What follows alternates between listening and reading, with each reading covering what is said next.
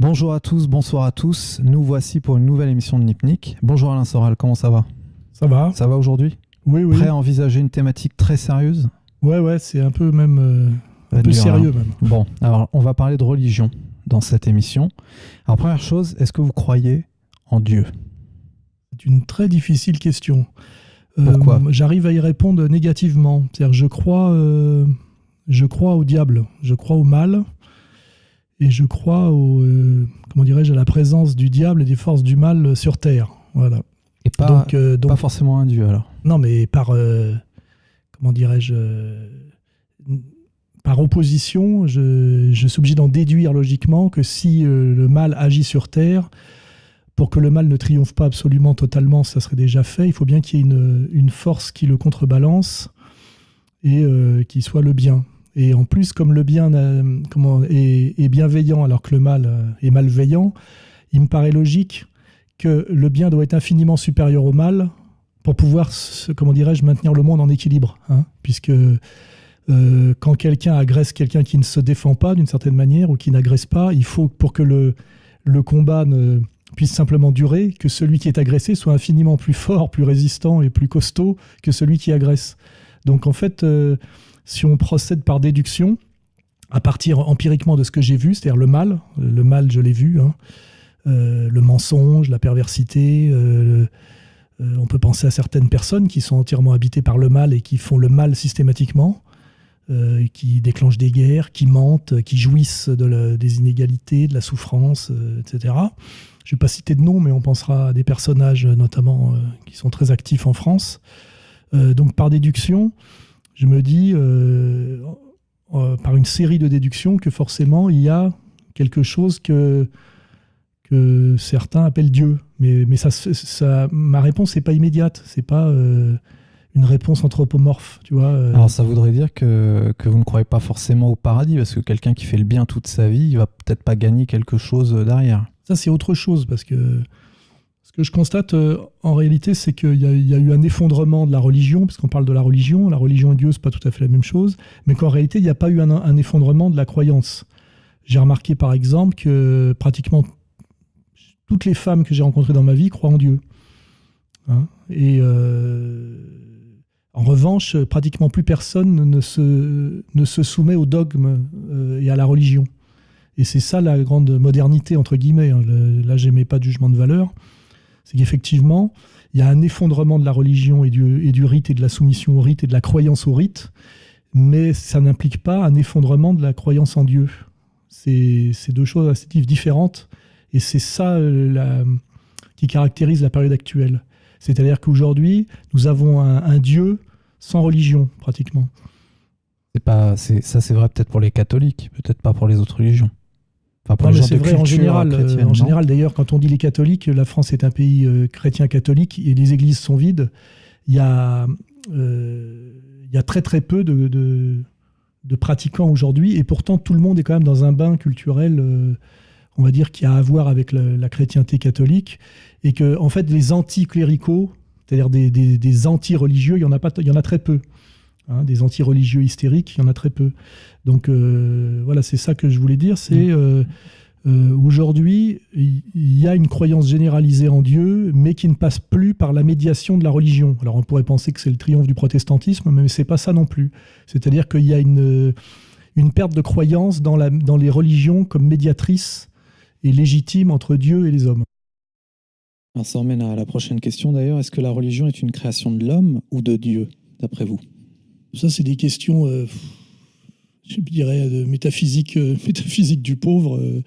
Il est évident que l'homme ne peut penser qu'à la mesure de lui-même. Donc, de toute façon, pour comprendre Dieu, c'est comme pour comprendre l'infini. Il est obligé de passer par quelque chose qui est de l'ordre du fini, puisque l'homme, c'est un être fini dont le défi est d'essayer de comprendre l'infini, c'est-à-dire quelque chose qui le dépasse absolument.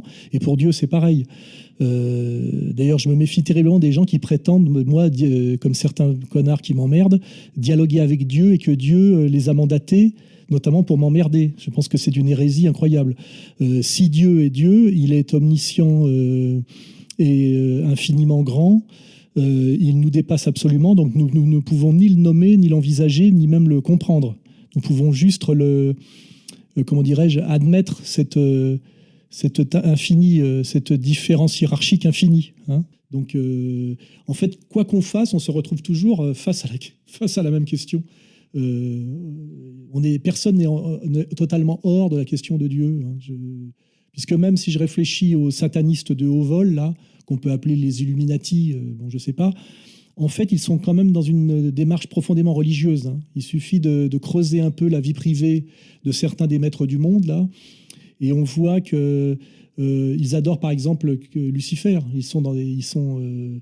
Ou même si, par exemple, chez les gens qui pourraient accélérer la venue du Messie, comme il viendra après le chaos, le chaos final, ils accélèrent le chaos en pratiquant le mal systématiquement pour que le Messie arrive plus vite. Donc même dans leur manière de faire même dans le mal intégral qu'ils pratiquent, derrière, il y a une justification par le bien. En fait, c'est assez étrange car personne ne revendique le mal pour le mal jusqu'au bout. Il y a toujours un moment où ça s'inverse, puisque même les satanistes, quand on les étudie, notamment Crowley, etc., prétendent s'émanciper d'un Dieu qui est un manipulateur et qui est là pour nous faire souffrir, nous limiter, et prétendent en fait que leur combat pour le diable est un combat positif de libération de l'homme, et qu'en dernière instance, c'est un combat pour le bien. C'est-à-dire que en dehors de la pathologie, c'est-à-dire de la pure pathologie, c'est-à-dire du fou sanguinaire qui est dans l'incohérence, tout le monde est toujours plus ou moins guidé au niveau de son discours, hein, même si c'est par des biais un peu dialectiques, par la question du bien, en réalité. Hein. Bernard-Henri Lévy prétend faire le bien, en réalité. Il prétend qu'il a libéré la Libye de la dictature de Kadhafi. Il n'ose pas, ou il n'assume pas, ou même il ne croit pas, se réjouir ouvertement et au premier degré d'avoir produit la destruction d'une société humaine qui a généré des milliers et des milliers de morts dans d'atroces souffrances. Personne ne revendique ça. Alors si Dieu existe, c'est en imaginant si vous êtes croyant, pourquoi la mort existe-t-elle ? Pourquoi l'homme alors est fini ? Pourquoi il n'a pas le droit de... Parce que dans l'infini lui aussi. C'est une question assez simple si on veut, parce que l'homme n'est pas Dieu justement. Hein, je veux dire, c'est pour ça que dès qu'un scientifique ose poser, on le voit aujourd'hui, la question de la vie permanente, qui n'est pas tout à fait la même chose que la vie éternelle d'ailleurs, en disant qu'on peut par exemple vaincre la mort. C'est le transhumanisme. Oui, qu'on voit en ce moment. Ça me paraît très inquiétant sur le plan métaphysique. Immédiatement, moi, ça m'inquiète parce que c'est un défi à Dieu.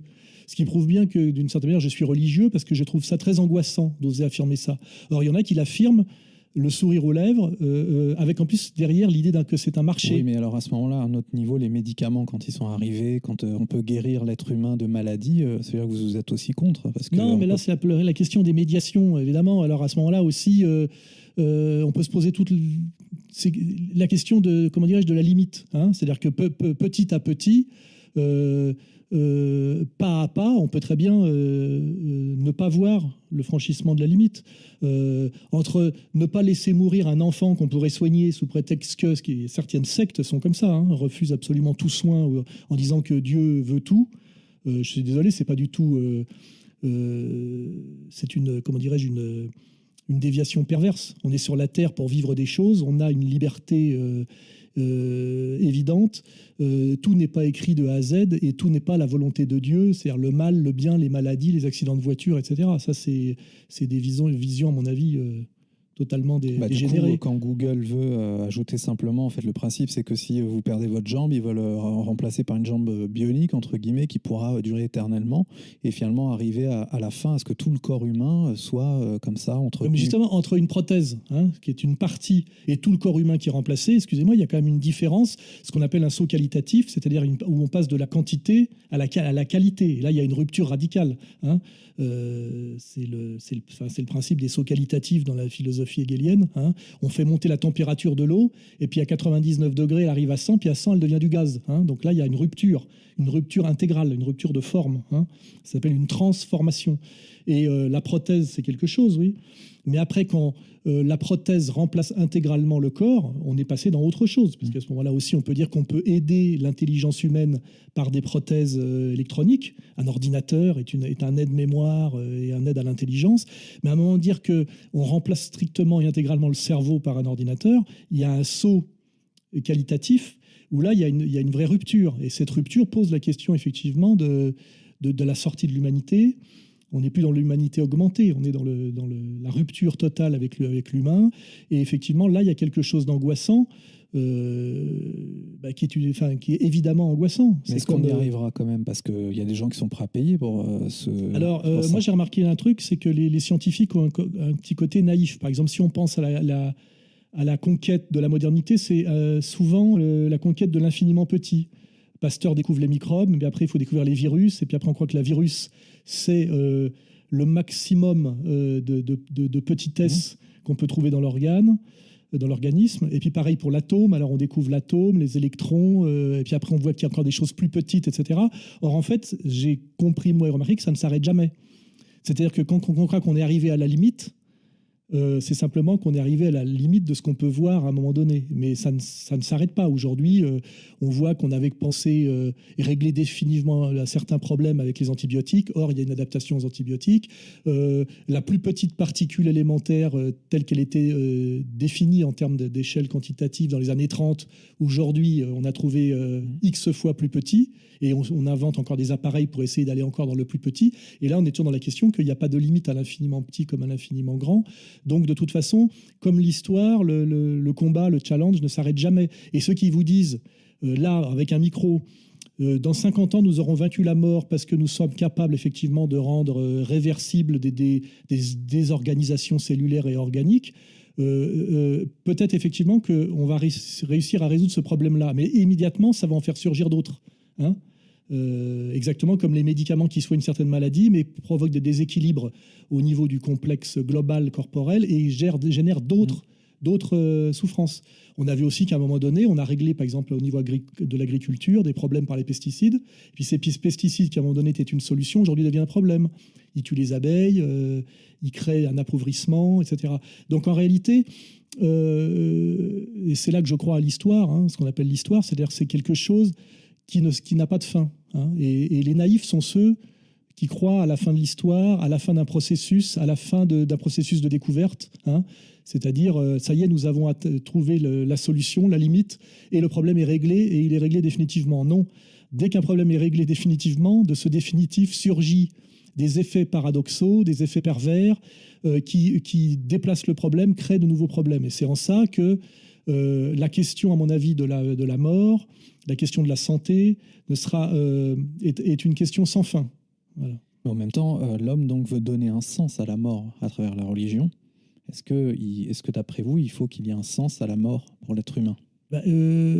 L'être humain est un être, comment dirais-je, de raison, au sens où par sa puissance du cerveau, il cherche à comprendre, il produit de la compréhension. Hein. Il produit des catégories, il produit ce qu'on appelle la logiste, ensembliste, identitaire, etc. Enfin, et en fait, l'absurde, l'inexpliqué, qui n'est pas l'inexplicable, hein, lui est en fait insupportable. C'est générateur d'angoisse. Donc de toute façon, l'homme est un animal dont une des composantes, je dirais, fondamentales est la quête de la vérité, de la solution. C'est un inventeur profondément. C'est pour ça qu'il est jeté dans l'histoire. Il commence à inventer le silex, puis après le biface, et puis après la sagaie, et puis il ne s'arrête jamais.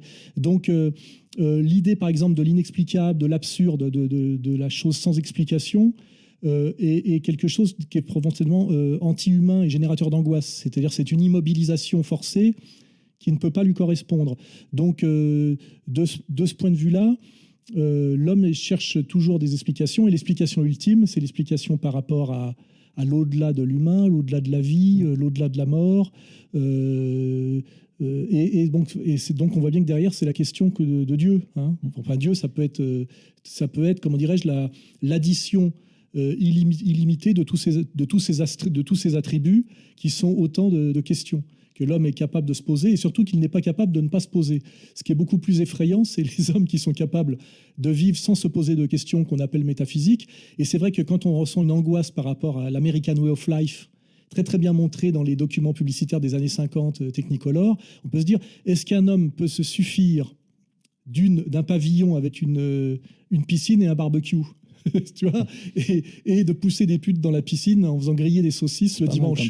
À un moment donné, il se crée en lui, s'il n'est pas un animal, c'est la vraie question, quelque chose de l'ordre du vide métaphysique, de l'insuffisance religieuse. Et là, d'ailleurs, en général, il part sur des chemins. Ça peut être, alors, au plus bas, ça peut être le bricolage, hein, le coin bricolage, le jardinage, et ça peut aller, quand on monte dans les hautes sphères, jusqu'à la quête spirituelle intégrale, qui donne comment dirais-je, le Moyen-Âge chrétien des monastères et des moines, hein, dont toute la vie est, comment dirais-je, consacrée à l'étude et à la recherche et à la compréhension du divin.